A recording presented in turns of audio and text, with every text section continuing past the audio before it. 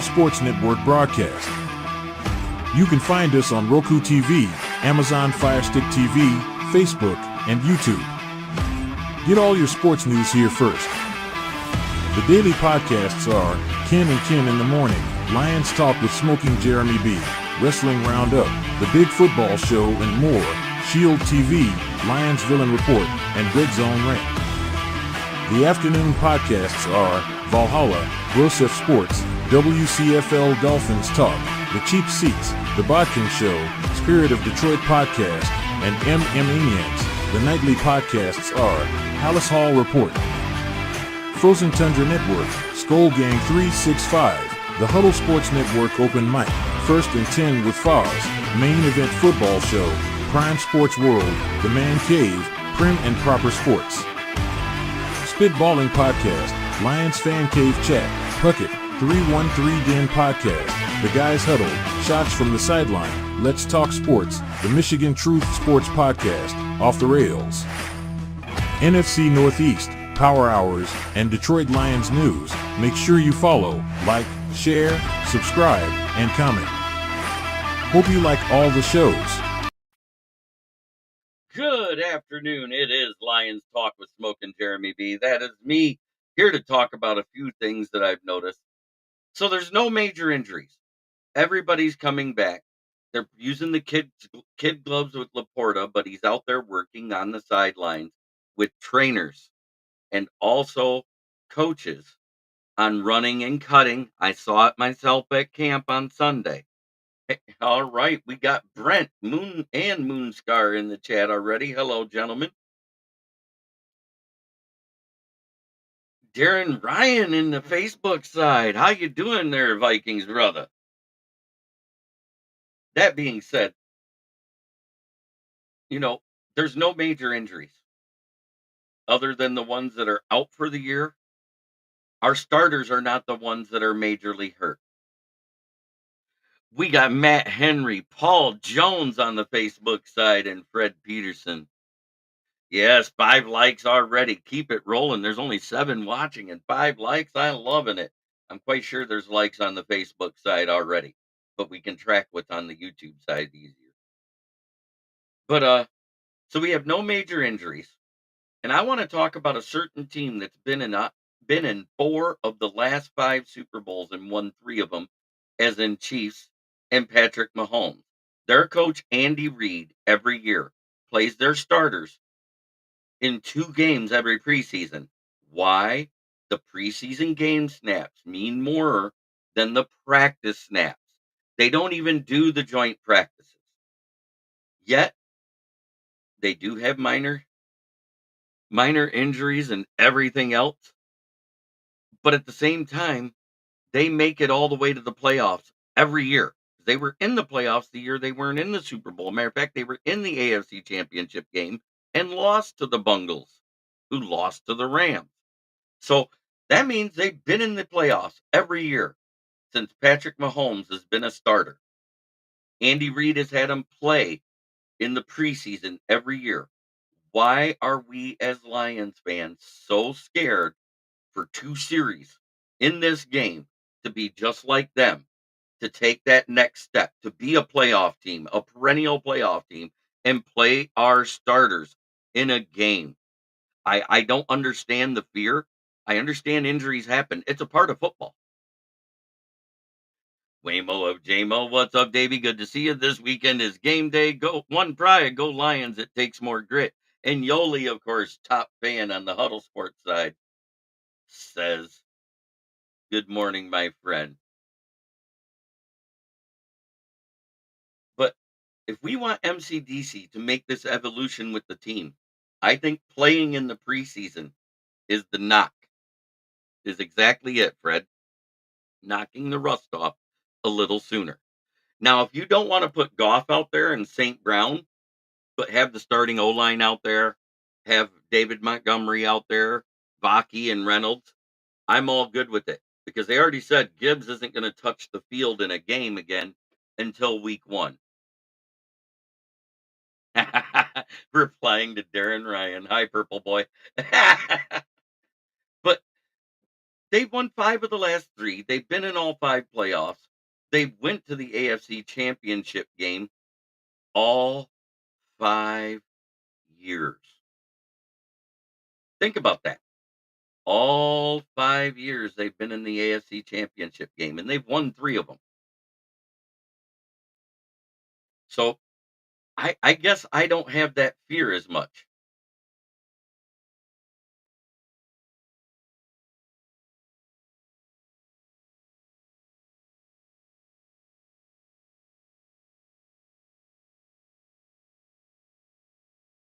Oh, he must be in the chat somewhere, huh?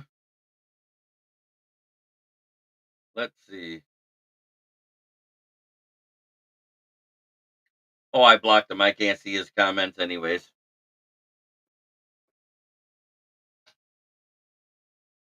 No, preseason game number 3 is where you make your cut down from. I think number 2 is the proper place because then if any injuries happen, you're giving them 2 weeks to heal up before week 1.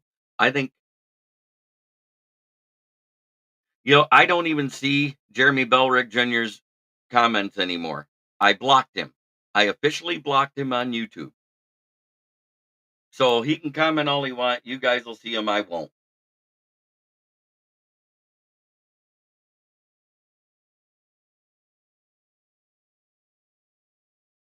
And he spells it Belrick Jr., not Ballrick.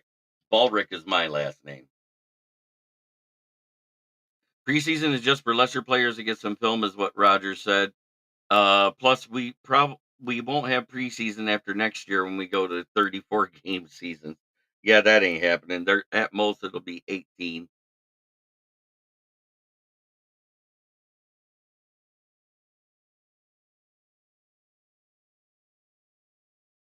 I can't even see his comments, so it don't matter to me. Just ignore him. Don't give him the don't give him the time of day. His comments don't come up in the show anymore. I think preseason game 2 is the game to do it because we're going to go up against another team that's got their starters in there.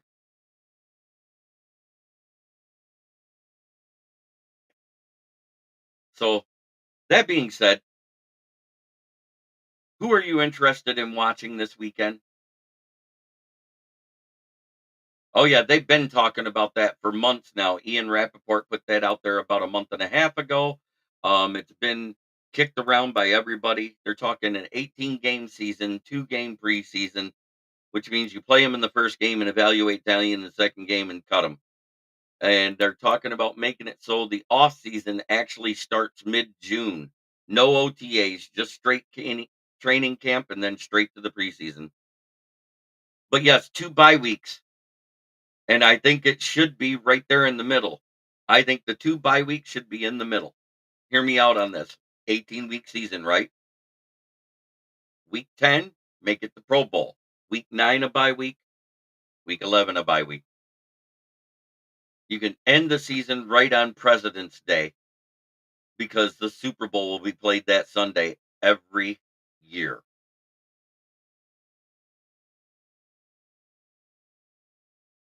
I know he's upset. I don't care. I lost a subscriber over it. I don't care because you know what? I am tired of the same crap. I'm tired of getting messages from people after the shows are over. Yes, Hendon is able to play. I believe he started practicing yesterday.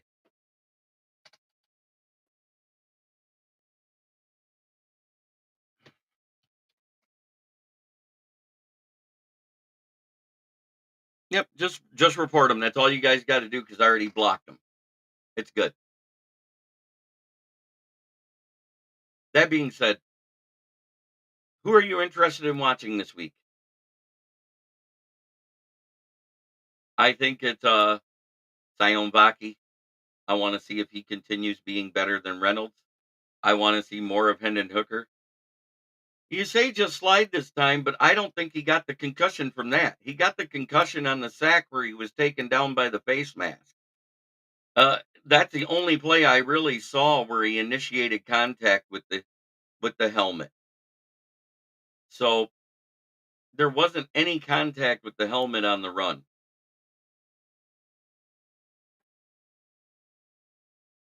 So that being said, I want to see Derice Fontaine, Traquan Smith, or an Evan. I'm interested in Vikings and Browns. I like the depth this team has. Yeah, I I agree with you, Darren Ryan. That's a good game to watch. Especially if you're looking at depth. Got to see Hooker and Baki. Yeah, you know we're all excited to see Hooker. You know what else I'm excited to see? Jake Fromm over Nate Suckbutt belt. Much as I hate to say it, even though I think he's Suckbelt 2.0, he has a stronger arm. He has some more athleticism. He's actually rushed for yards.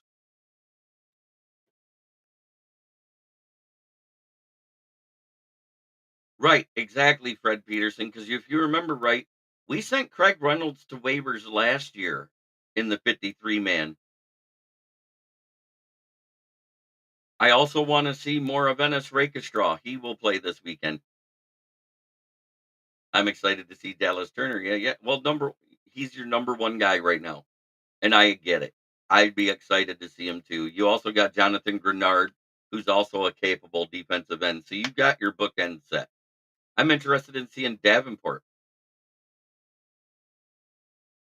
Did they boot 39? Yes, Maurice Norris is gone. No, Studfeld's not going to be the number two.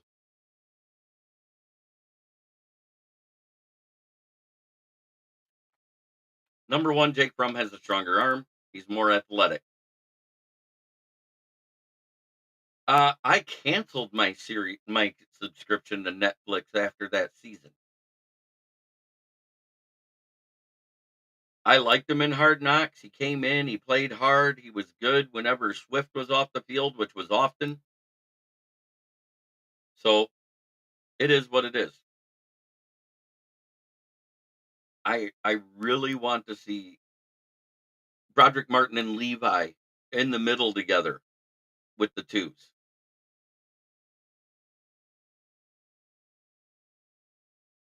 Yeah, I know you hated him because of what he did and not coming back and everything, but you know what? We're giving him a shot. Studfeld. I think you meant Suckfeld.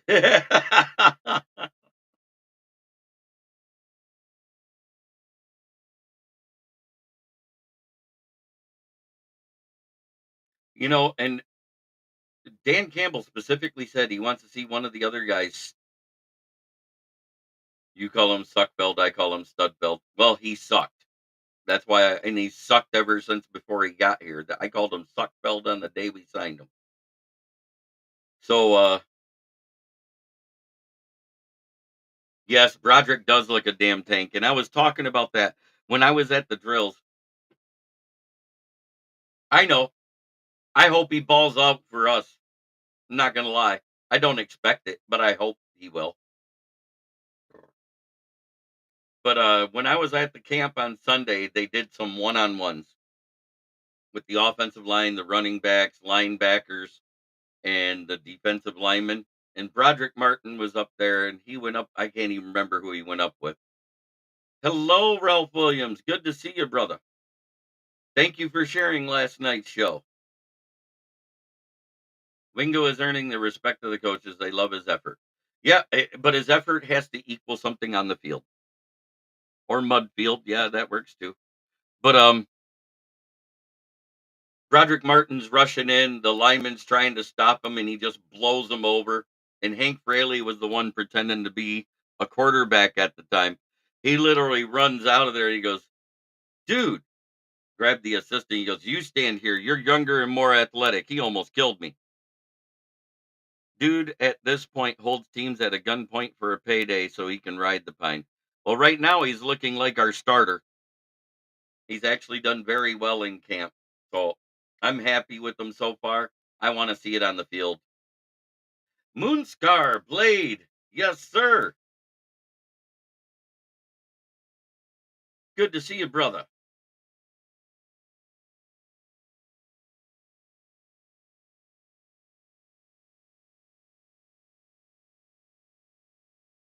Man, we all got to talk about it. Last night, the Judon trade happened.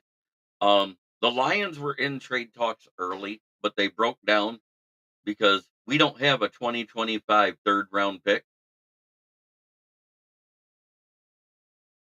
So that kind of took us out of it because we'd have had to give a second this coming year or the third round in 2026. But they wanted a 2025 pick, New England did.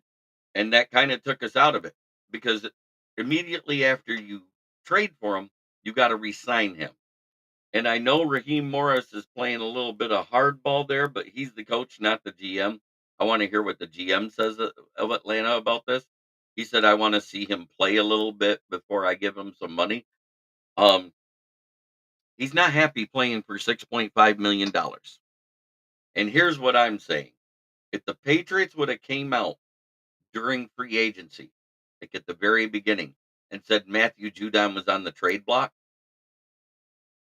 then which one of these two Rickies are you not trading up for with that third round pick you used to get Judon? You're either not getting Manu or you're not getting Baki because we used our third round picks from 2025. Atlanta Falcons got Judon last night about 8:30.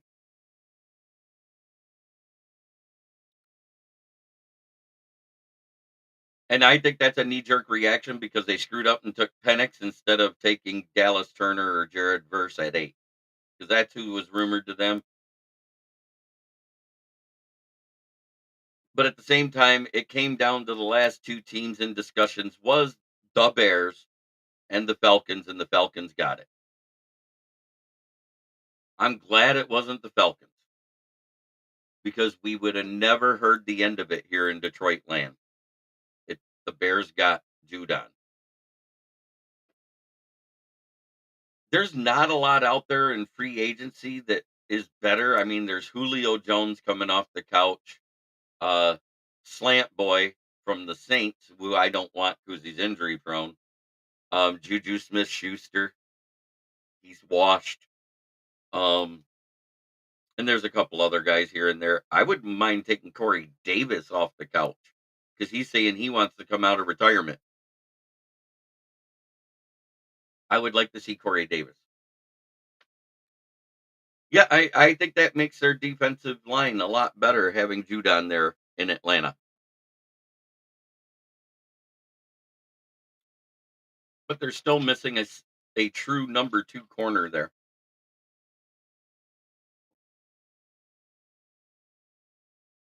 Do you see any small holes we could see filled? Um, because it would be a prove it deal, I wouldn't mind taking a flyer at a Dory Jackson over Gilmore. He's much younger. Um, his physical talents haven't dropped off yet. I wouldn't mind bringing in somebody like that, especially if somebody ends up struggling in this game versus the Chiefs. And I'm not talking about our rookies. I'm talking about one of our vets, either a Meek or Carlton Davis. If either one of those two struggle in this game,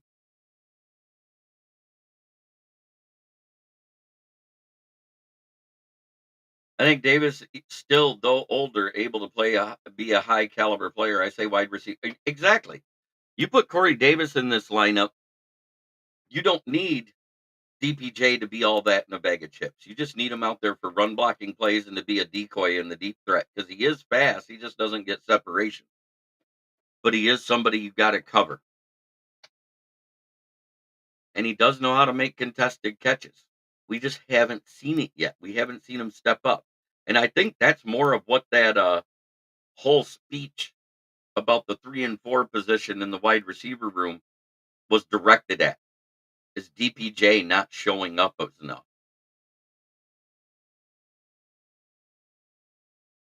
I really like the idea of Corey Davis over everybody I said. Juju Smith Schuster's been washed ever since AB left the Steelers. All right, I finally get the chance to be a one, and he failed. Goes to the Chiefs. He's the number one wide receiver. He failed. Goes to the Patriots. Number one wide receiver. He failed. Do you see the trend there? So it's why I wouldn't take a shot on somebody like Juju. I don't want Michael Thomas, the slant boy, because he misses anywhere from 5 to 9 games a year or the entire season. I kind of like Corey Davis out of all of it because Julio Jones, and I've said this his entire career, He's an over glorified. That's like Madison after Cook left. Right. But at this point in his career, Julio Jones is basically the modern version of the old Roy Williams that the Lions had. Great between the 20s, will get you 100 first downs and disappears in the red zone. I swear when he gets in the red zone, he has an allergy to catching touchdowns. If he catches it at the 30 and gets free,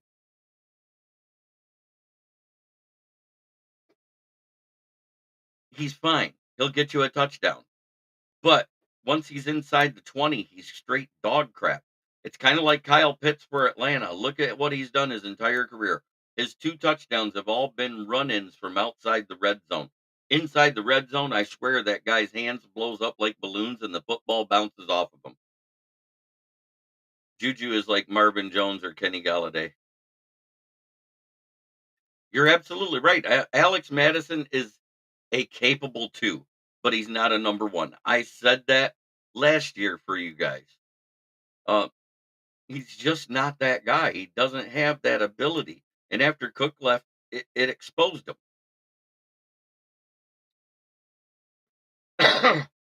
But if Isaiah Williams was going to be that number 3 wide receiver, Dan Campbell wouldn't have made that statement after the game last week. I think it was directed directly at Khalif Raymond and Donovan Peoples-Jones. Say what you want. I think he was directly calling out those 2 vets on our team. He doesn't want it to be Derice Fontaine. He doesn't want it to be Isaiah Williams. He doesn't want it to be Traquan Smith because all those guys are just depth fodder. They're guys that'll be your 4, 5, and 6 on most rosters. And I'm not even knocking them because I can't be a wide receiver 4, 5, or 6 on any roster. I'm just saying what they are in the NFL.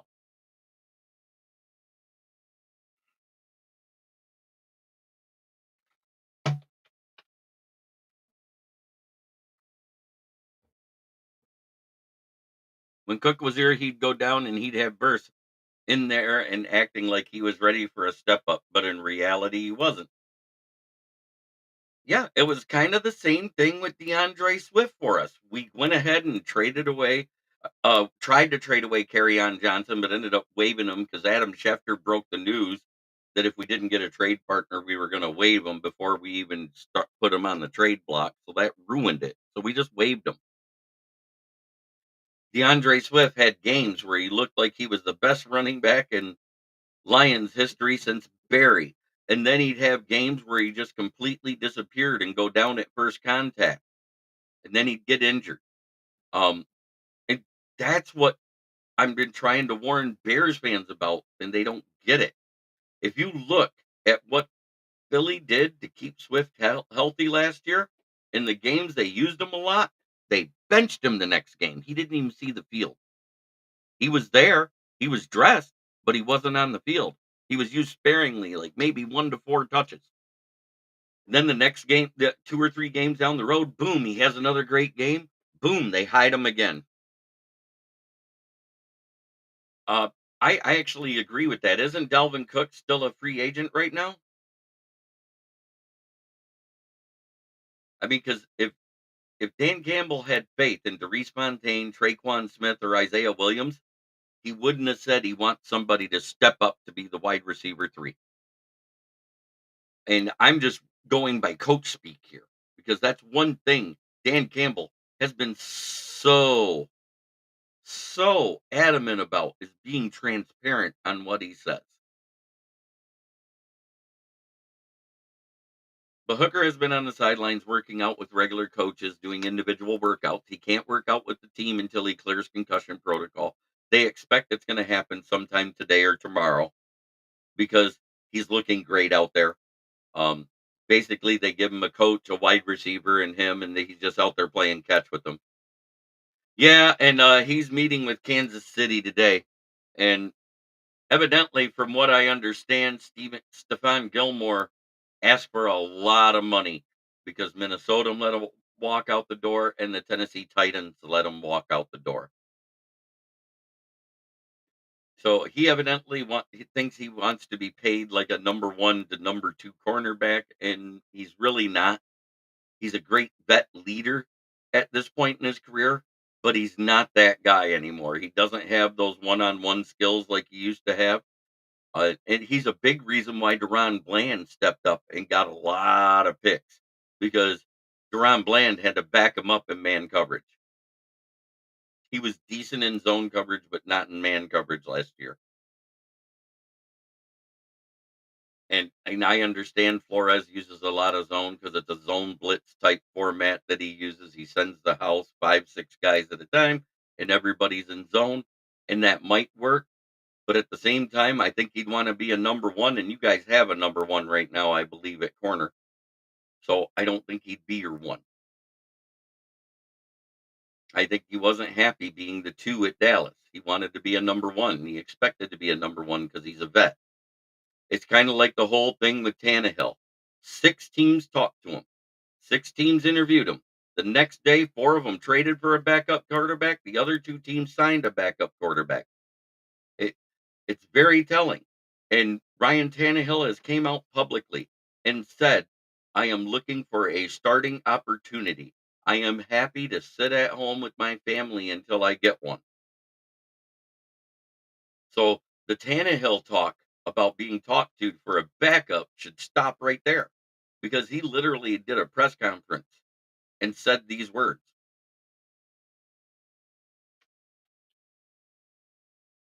He's not comfortable with taking a back seat to anybody. He's been a starter for 12 years in the league.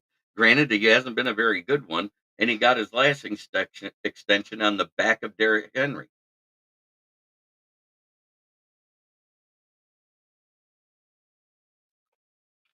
So then you go, oh, well, then who's next? And then we get into the whole Blaine Gabbert, Brian Hoyer, AJ McCarron, Ben DiNucci speech. I'm just being realistic with people. And maybe if you really want to give him another try, Trevor Simeon, but Trevor Simeon can't do anything either.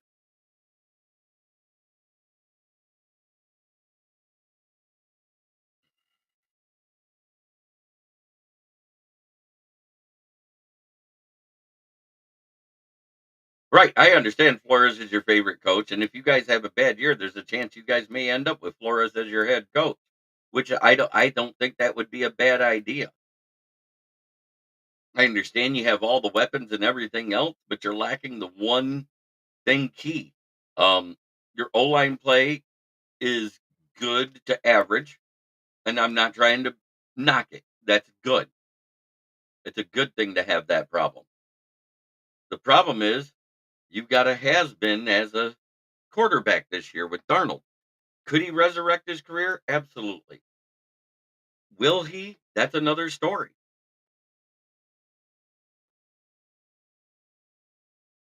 And I'm not trying to throw shade on Sam Darnold. I'm saying he's one of those guys where he's better suited as a backup in short stints rather than an entire season. That's why he didn't last as the starter and they went to Brock Purdy with the 49ers.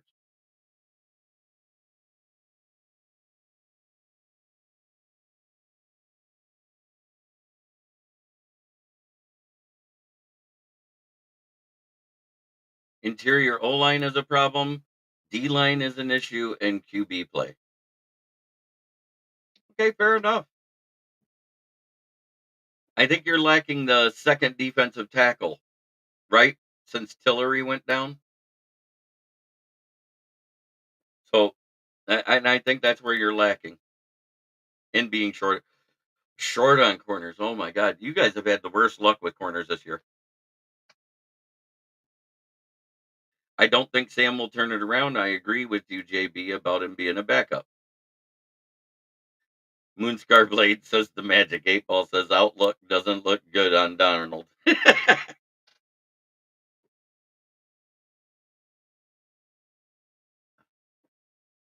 I love I like trying to be in depth. And interior O line is an issue with the Bears right now.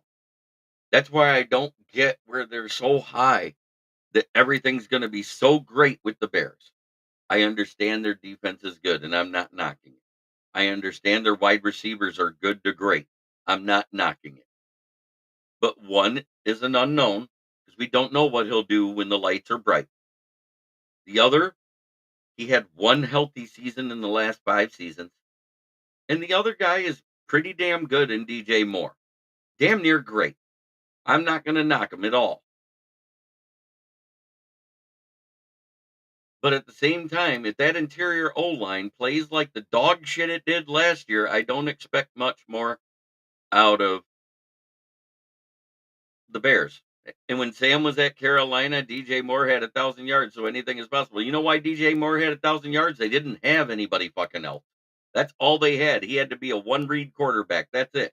All he did was hand the ball off and then play action to DJ Moore because they didn't have a tight end. They didn't have wide receivers other than DJ Moore. Everybody else was dog crap on that roster. And their O-line play was actually good that year. I don't know what happened, why they didn't re-sign those guys, why they let them walk in free agency, but that was nuts. Because that O-line was doing good for them that year. I'm just being realistic.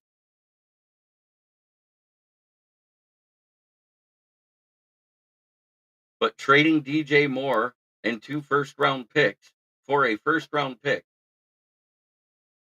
he's got weapons here, so no excuses. No, I understand that, but if the O-line interior O-line play struggles, he'll struggle.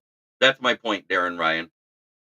I mean, granted, you'll have a better running game with Aaron Jones there as a 1 and Madison as a 2 because that's what Madison is. I'm just being realistic. But when you only got 2/3 of a secondary, that's an issue. Everybody, and then you guys traded Booth for a human skeleton that can't cover but he can tackle. Great. He's great in the run game, but he's not good in coverage. 6'4" and 188 pounds. That's a human skeleton, like a carnival style looking guy.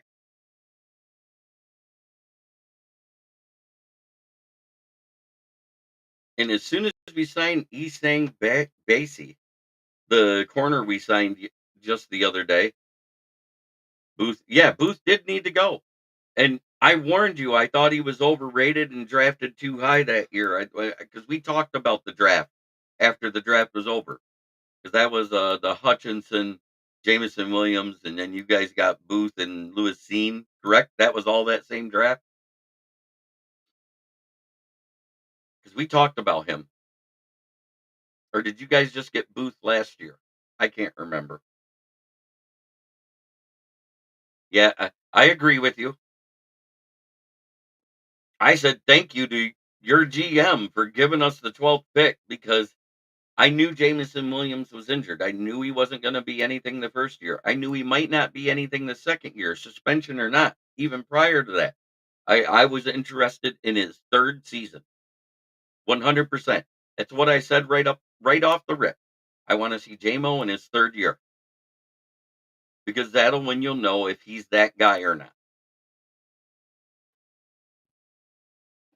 But I was glad because everybody had us taking Lewis Seen at 32.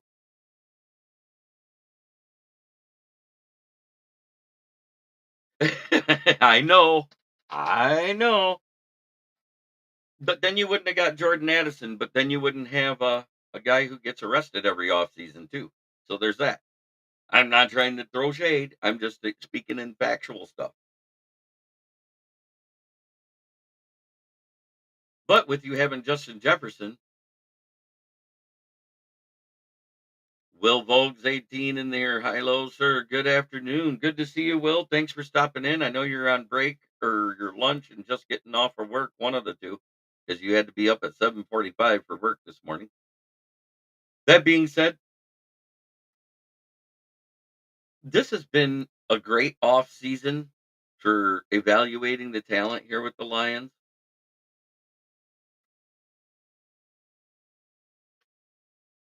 Yeah, he started to get settled in after week 7. He had 4 drops the first 3 weeks and then didn't have another drop to the NFC Championship game.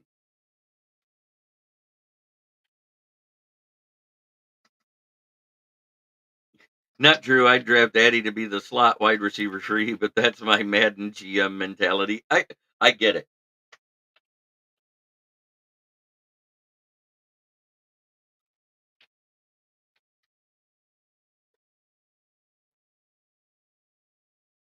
Man, just think where a lot of these teams would be right now if you could go back just 1 year and say, "Hey, don't draft this guy, draft that guy." And everybody says they want Hamilton over Kirby.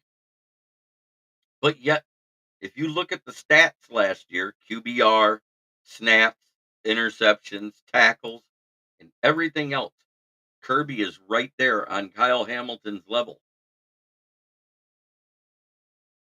as far as coverage. I'm not talking about the other stuff. I do shit on Madden most DMs are scared to do to get a ring. I feel you. We all do that when we play video games. I mean, that's why it's a fantasy thing.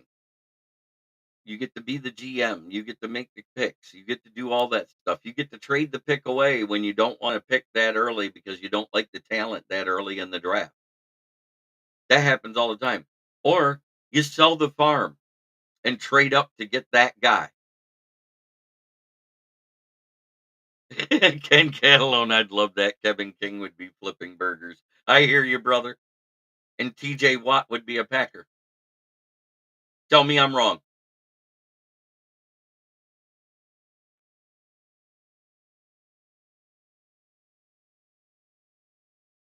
If we could go back to that draft where we took Okuda at 3, we'd have taken Derek Brown. In the second round, when we took Jelani Tavai, nope.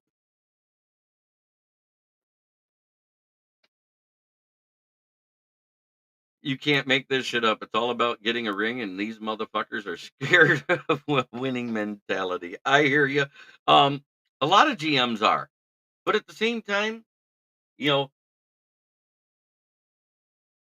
yep, I still have nightmares over that draft. Wasn't that also the same one where you traded up to get Love? That was that year, right? You took Love in the first round and Kevin King in the second round.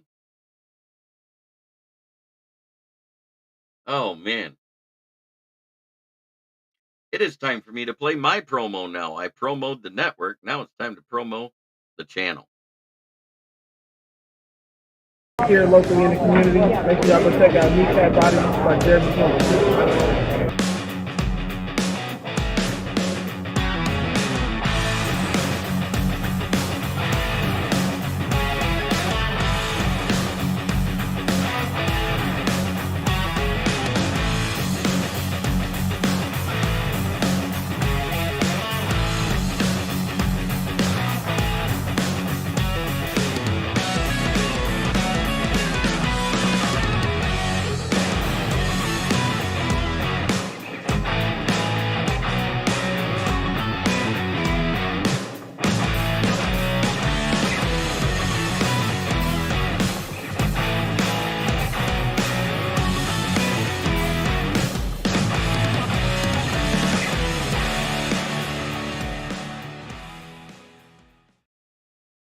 Okay, glad you cleared that up for me, Ken. But Fatty, Matty, Patty, and company would screw up a wet dream.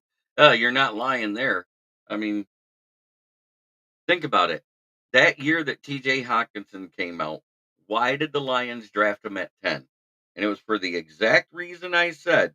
And anybody that thinks differently, it was his draft profile that said he was an extra tackle in the run game. He never did that here in Detroit. As a matter of fact, he left Sewell on a island a couple of times against some of the elites. And granted, Sewell held up pretty well most of the time in those 3 years or 2.5 years that TJ was here with them. But at the same time, how much better would it have been if TJ Hawkinson was that blocker for us? He has been that blocker in Minnesota, which I don't get. And I'm not knocking. He's played better at Minnesota than he ever did here. I think he never wanted to be here in the first place.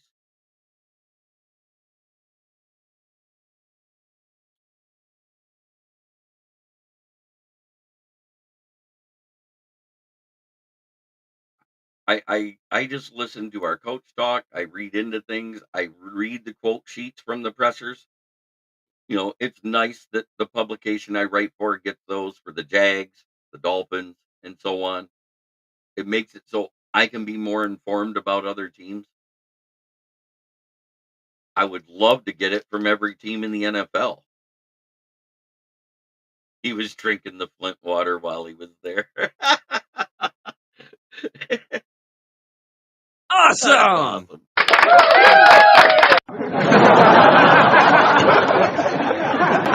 Buddy Conquito, I know I saw you here and I didn't do this for you yet. I believe I even saw Smoking Dad in the building. Oh, but you know what? It's going to be a great season. I can't wait for the regular season to get there. Who was the idiot head coach that let Van Noy walk? That would have been Caldwell.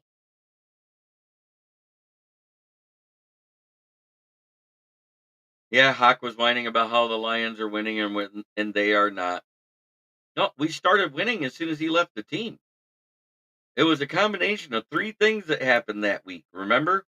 Number one, we fired Aubrey Pleasant. Number two, we traded Hawkinson. Number three, uh, Jeff Daniels and Peyton Manning did the curse lifting ceremony at Ford Field.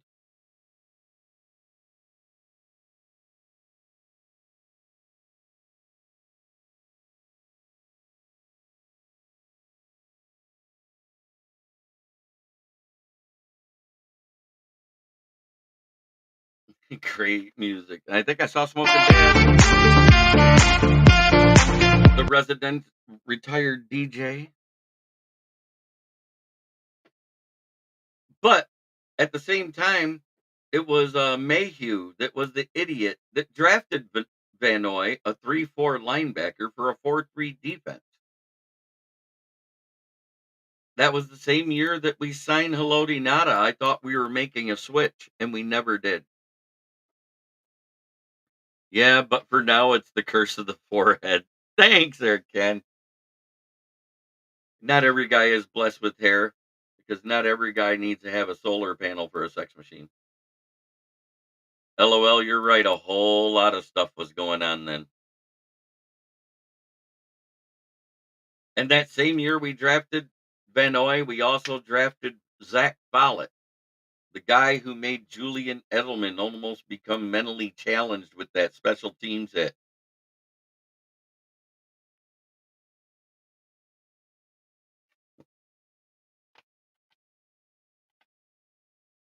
Dan Miller time.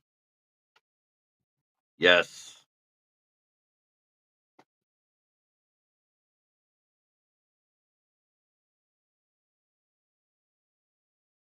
And I didn't realize how many decent football cards I had till I started going through them the other night. 'Cause I like collecting too. I got my helmets, my full size, the four. That's 5 Lions helmets and 5 non-Lions helmets. It might be 4 non-Lions helmets if the payment comes through.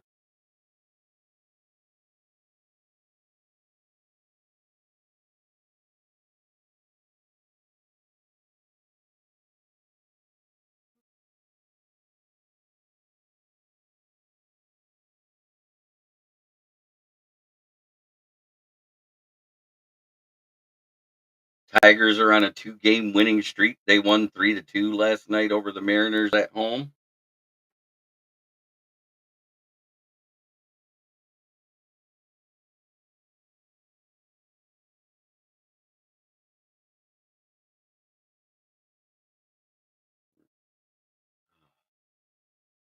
What a great day. It's Thursday, August 15th.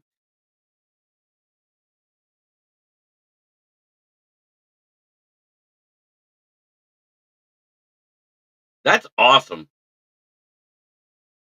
Who do I think wide receiver 3 and 4 would be?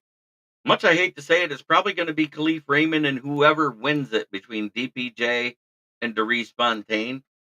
I think that's the two that MCDC's looking at, because if he thought it was Isaiah Williams, he'd have said Isaiah Williams is our wide receiver 3 right now. And he hasn't came out and said that. I mute my TV and listen to Dan and Lomas. I do that a lot. I much rather would hear them.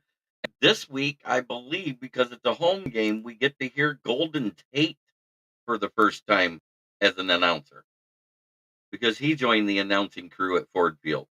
Oh wait, no, we're at Kansas City, so it'll be Lomas again. Forgot when we're away. Next week we're at home with Pittsburgh.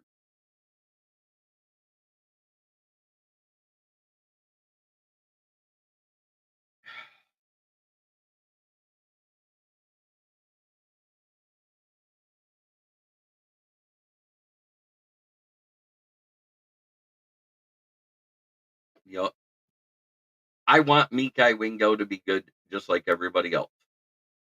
But the fact he missed tackles, the fact he did a lot of things that he shouldn't have done when he was in one-on-one situations is why he was graded so low by PFF. I mean, our two worst defenders was James Houston and Mikai Wingo. That's not a fallacy. He did some things really good, and he did some things not so good. Oh, Golden Taint. I had to get a cream for that. Hey, I used to love the Golden Taint. Not gonna lie, and I've called him the Golden Taint since he was at Notre Dame. I think they'll probably go draft next year. Um, I thought we might have taken one this year because the wide receiver class was so deep. The guy I was pounding the table for all through the whenever we traded up was Brendan Rice. I wanted to see Brendan Rice here. I think he'd have been a perfect fit. But he's a Charger along with Cornelius Johnson. And I wouldn't be surprised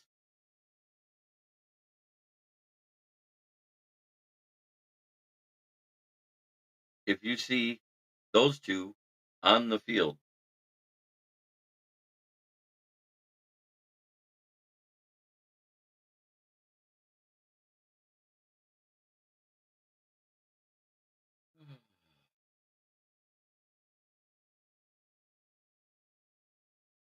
Man, we could have had Kyle Hamilton. That still upsets me. Yeah, if you'd have stayed there at 12 and not traded back, you probably would have taken Kyle Hamilton. I had you guys going safety in that first round. And I don't think Jamison Williams would have fell all the way to 32.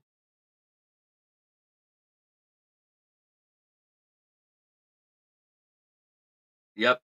Xavier Leggett was nice, but corner was too big of a need in the first round, and I knew we were going corner. I kept warning everybody as there said, you guys can look at defensive end and defensive tackle all you want. I think we're going corner in the first round. I knew we were going defense. I just had that gut feeling. Oh, I know you would have. He wouldn't have went 14 to the Ravens. He'd have went right there at 12.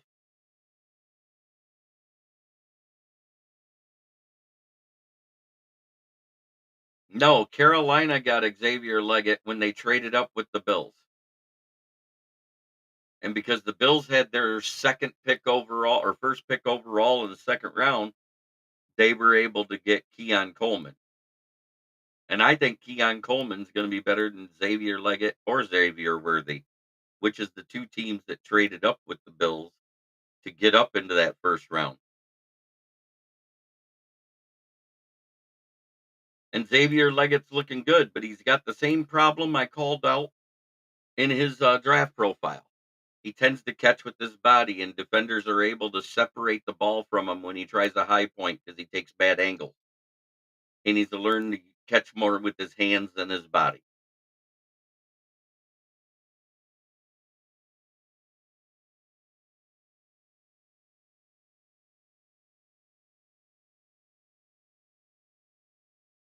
But that being said, it's almost that time to start doing the sponsorship stuff.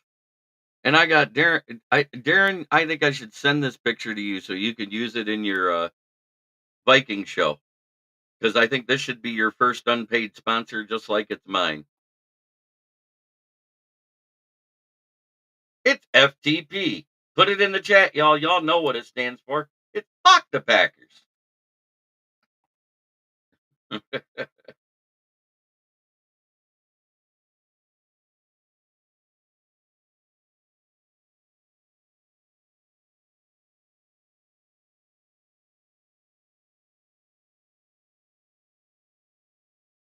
But pretty soon it's going to come to regular season time.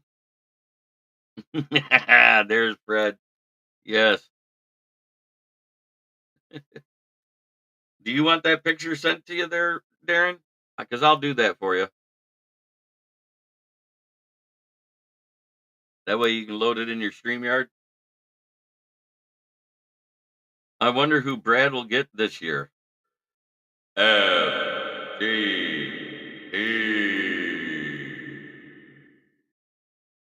As Brent likes me to do. Cool. Von Doom is doing well.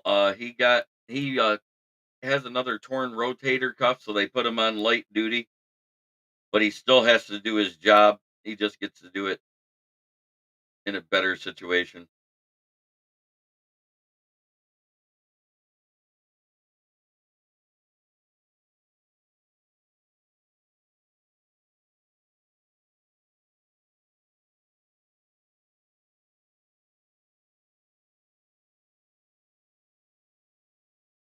I am looking for that picture he sent me. How's Bustin' Justin Fields doing? God. Bustin' Fields, he failed miserably in his first outing as a starter with the. I'm looking for that picture.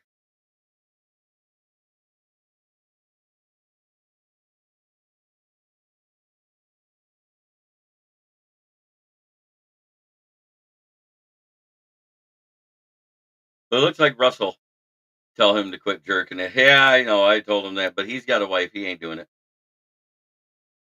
Ooh, I might have to add this one to the show.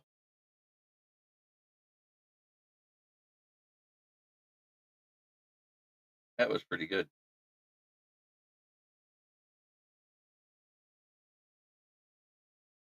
Yes, he does. The guy's cheeks. Fred, you're naughty.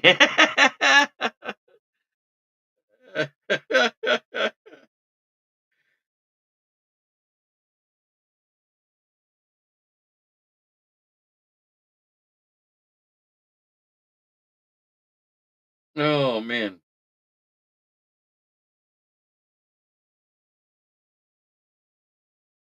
Yes, I'm in rare form. So's Fred about that. But they actually talked about that on one of those weird talk shows on YouTube.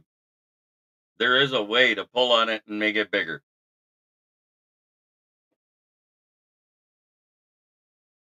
I'm not sharing that info.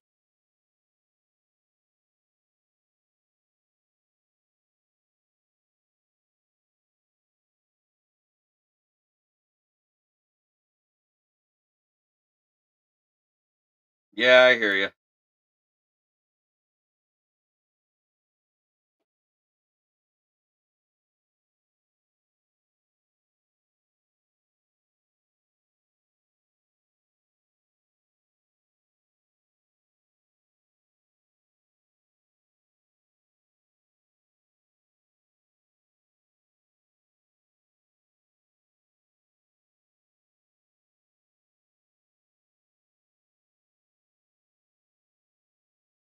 There you go, Darren. I sent you two of them. You can use whichever one you want.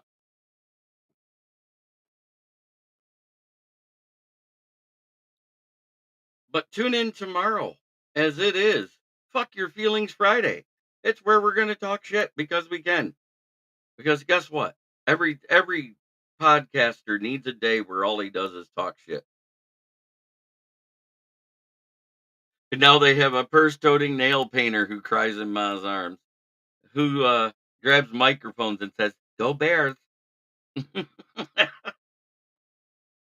But come on down to Brandon Service, right at the corner of Grand Traverse and West Atherton Roads, 602 West Atherton Road, right here in Flint, Michigan. Flint, where the water's shit, but the tires are good. Used tires starting at $40, depending on size and condition of tire. New tires, call to get your quote, 810-233-8230. Talk to George, Red, or myself, and we will get you your quote. Mention this ad, and you will get $10 off your set of tires. Oh, yeah. It, it's Go Bears. Rawr. But I won't paint my nails. It has been my pleasure talking to you, bringing you what news I can, talk about things within the team that I've noticed, that I've seen for myself.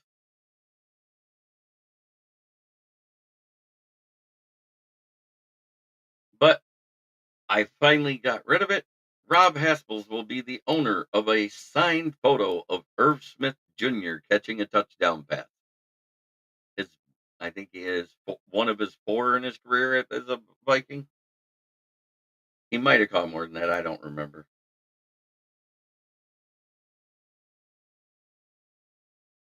Go Bears. There. Well, 41 minutes ago, Adam Schefter says that Matt Milano tore his bicep and will now be out indefinitely. Come on, paint him Honolulu blue and silver. No. You could say that this nice light blue is effeminate of a color, but I'm not that effeminate. But Matt Milano is out for the season.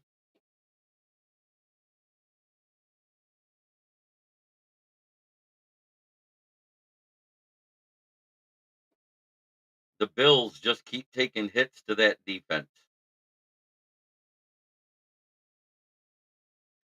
And just remember, I don't care what team in the North you follow, your quarterback doesn't paint his nails.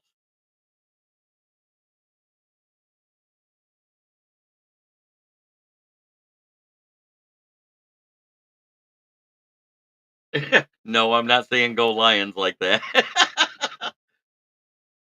But for your listening pleasure, I do got something for you that's Lions related. Forward down the field, a charging team that will not yield. And when the blue and silver wave, stand and cheer the brave. Rah, rah, rah, go hard, win this game. With honor you will keep your fame. Down the field and gain a Lions victory. Go Lions!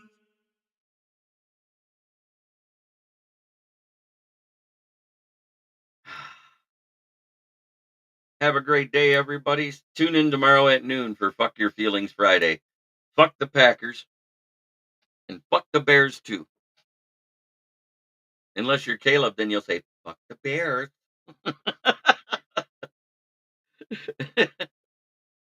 Have a great day, everybody. Try every day to be a better person than you were the day